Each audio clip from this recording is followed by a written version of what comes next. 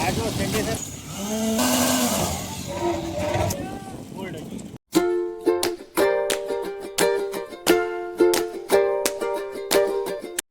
Everyone, तुम्हा सर्वांचे एका नवीन ब्लॉग मध्ये अगदी मनापासून स्वागत करते. कसे आहात तुम्ही? अपेक्षा करते खूप छान मजेत मस्त असणार. तर आज सकाळी सकाळी उठली मी, घरातली सर्व कामं आवरली आणि गरमागरम चहा केला आणि मस्त चहा एन्जॉय केला आणि त्यानंतर आम्ही फ्लॅटकडे जाण्यासाठी निघालो. सकाळचा व्ह्यूज इतका सुंदर होता की खूपच भारी वाटत होता. सकाळी थंड थंड हवा आणि खूप छान वाटत होता. फायनली आम्ही आता दोघेही फ्लॅटवर पोहोचलेले आहोत. आजचा दिवस आमच्यासाठी खूप खास आहे. खूप दिवसापासून खूप कष्टानंतर खूप स्वप्न डोळ्यात ठेवून आज आमच्या घराचा एक खूप मोठा टप्पा पूर्ण झाला आहे. आज आमच्या घराची स्लॅब पडणार आहे, त्यामुळे आम्ही आज सकाळीच इथे पोहोचलेले आहोत. आता स्लॅब टाकणारी मशीन सुद्धा आलेली आहे आणि सगळी तयारी झालेली आहे. सिमेंट, वाळू, गिट्टी, मशीन सर्व रेडी आहे.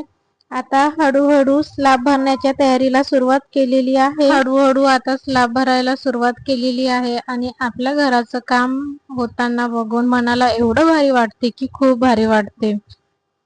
बघू शकता आता सर्व तयारी झालेली आहे आणि सर्व सेटअप सुरू आहे आणि आता फायनली मी वरती चढलेली आहे. मला तर खूप भीती वाटत होती, पण म्हटलं चला आपलं घर आहे आणि हा आयुष्यामध्ये एकदाच येणारा क्षण आहे, ते तर आपण बघितलंच पाहिजे. आणि कसं काही काम सुरू आहे, आपलं घर म्हटलं की आणखी आपलेपणा वाटते. त्यामुळे चला म्हटलं सर्व काही बघूयात. आणि त्यानंतर सर्व बाबूजी, इंजिनियर, आमचे सर सर्वजण व्यवस्थित आहे का म्हणून सर्व चेक करत होते. आणि त्यानंतर मग आम्ही बाबूजी, मी सरांसोबत मस्त असा नाश्ता एन्जॉय केलो आणि फायनली आता आमची स्लॅब भरायला सुरुवात झालेली आहे आणि ते बघून मनाला एवढं भारी वाटत होतं की खूप छान वाटत. फायनली आता हळूहळू आपली स्लॅब पूर्ण होत आहे. हा आमच्या ड्रीम होमचा बेस आहे, जिथे पुढे आनंदाचे क्षण तयार होतील, जिथे हसणं, रडणं, क्षण उत्सव सगळं अनुभवायला मिळेल.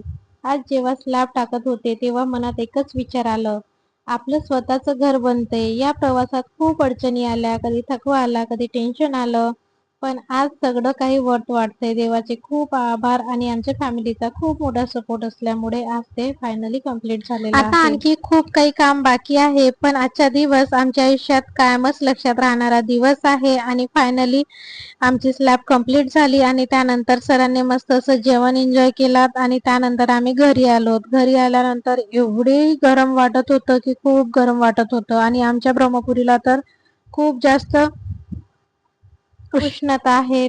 मस्त असं टिशूनी थंडगार लिंबू सरबत बनवला आणि मस्त असं थंडगार सरबत एन्जॉय केला आणि त्यानंतर मग थोडा वेळ आराम केला. नंतर घरातली छोटी मोठी कामं आवरली आणि आमच्या घरा साईडला प्रोग्राम होता, तिथे मस्त असं तयार होऊन आम्ही सर्व प्रोग्रामसाठी गेलो. तिथे गेल्यानंतर छान असं जेवण वगैरे केलो. तर असा होता माझा आजचा व्लॉग. तुम्हाला कसा वाटला हे कमेंटमध्ये नक्की सांगा आणि आमच्या चॅनलवर नवीन आहात तर चॅनल लाईक, शेअर आणि सबस्क्राईब करायला विसरू नका.